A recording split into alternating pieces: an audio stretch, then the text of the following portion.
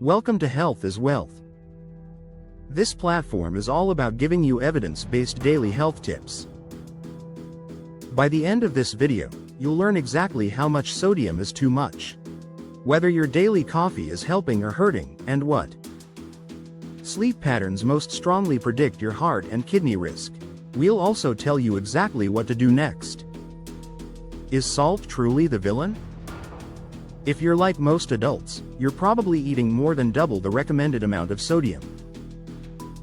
The surprising truth is, it's not from your salt shaker, it's from packaged and restaurant meals. Here are the facts.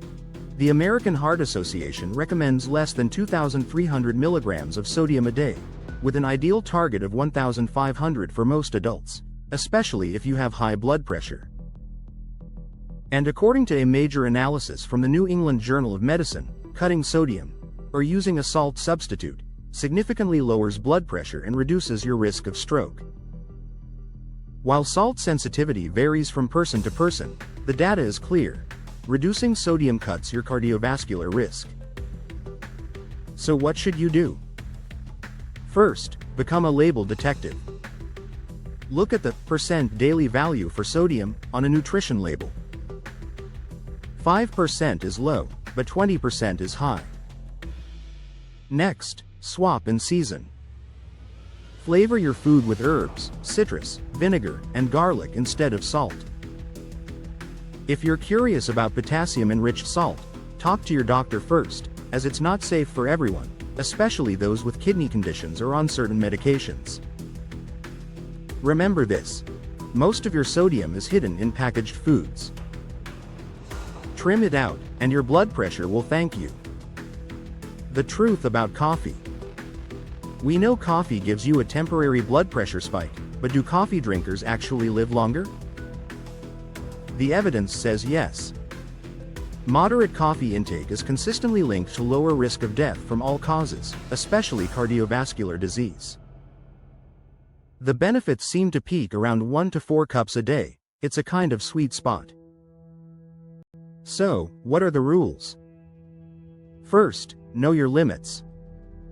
The FDA says up to 400 milligrams of caffeine a day is generally safe for most adults. That's about 2 to 3 standard coffees, but everyone's tolerance is different. Second, watch the extras. Those sugar-heavy syrups and creamers can easily wipe out the health benefits. Keep added sugar and saturated fat low. Finally, timing matters. Avoid afternoon or evening caffeine to protect your sleep. A good rule of thumb is no coffee within 6 to 8 hours of bedtime. If you're pregnant or have anxiety, reflux, or sleep issues, talk to your doctor about your caffeine intake. How sleep affects your heart and kidneys. You probably know you need 7 to 8 hours of sleep, but what if I told you that an erratic bedtime could still be raising your cardiovascular risk? It's true. Recent studies show that 8 to 9 hours of sleep is recommended. Variability in sleep, in other words, an inconsistent schedule, is linked to a higher risk of heart disease. For your kidneys, poor sleep patterns are associated with a higher risk of chronic kidney disease. The solution is to aim for the middle and be consistent. Here's your action plan. Anchor your wake time. Set a consistent wake-up time 7 days a week. Create a routine. Get some morning outdoor light and dim the lights in the evening. Keep your bedroom cool, dark, and quiet. Have a caffeine cutoff time. Avoid coffee or energy drinks at least 6 to 8 hours before bed.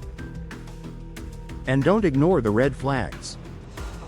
If you have loud snoring, choking during sleep, or frequent nighttime bathroom trips, see a clinician.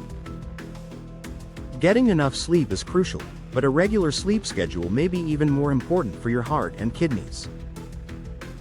To recap: salt. Aim for less than 2,300 milligrams a day and be a label detective. Most of your sodium is hidden. Coffee. 1 to 4 cups a day seems safest and most beneficial for many. Just keep the additives light and avoid caffeine late in the day. Sleep. Get your 7 to 9 hours, but most importantly, keep your sleep schedule consistent. Subscribe for clear, evidence-based health videos every week.